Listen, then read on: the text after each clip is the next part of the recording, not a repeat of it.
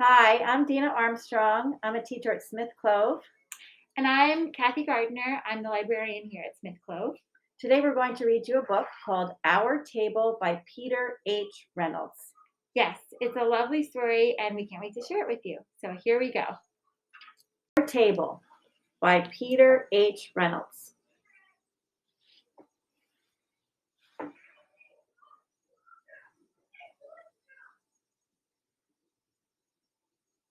Violet fondly remembered the table. She remembered gathering food, preparing the table, Cooking meals, lighting candles, so many stories, laughter, singing, celebrating, sharing, making memories together. Recently, though, Violet found herself alone at the table. Her family had become busy, very busy. They had found new places to be. Violet found her father in his favorite chair in front of a big screen, bigger than Violet. She found her mother on the staircase, chatting silently on her phone. Violet found her brother in his room, playing games with friends she could not see. Feeling quite alone, Violet dreamed of a time when family and friends would gather at the table. Walking by the room where their quiet table stood, Violet did a double take. She noticed something had changed. Their table was smaller. The next day, it had become even smaller. By the end of the week, the table had shrunk so much that it fit easily into the palm of her hand. Violet blinked. The table vanished. Oh no. Violet knew exactly what she had to do. She asked her father to watch a show about carpentry together, and they did. Violet asked her mother to write a message and post it to see who knew how to build a table. And they did.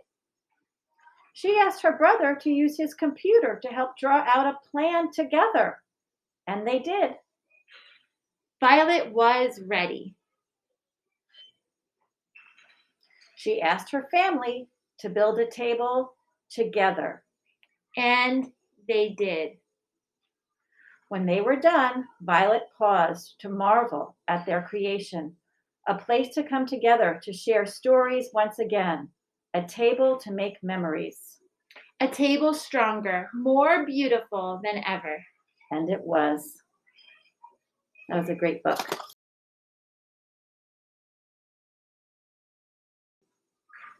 That was a great book. What part did you like? Well, I think I liked the most was when the illustrations changed. In the beginning, it was just these dark purples. And then once they all came together and started making memories again, the pictures were so much brighter and there was a lot of joy. I love that part too.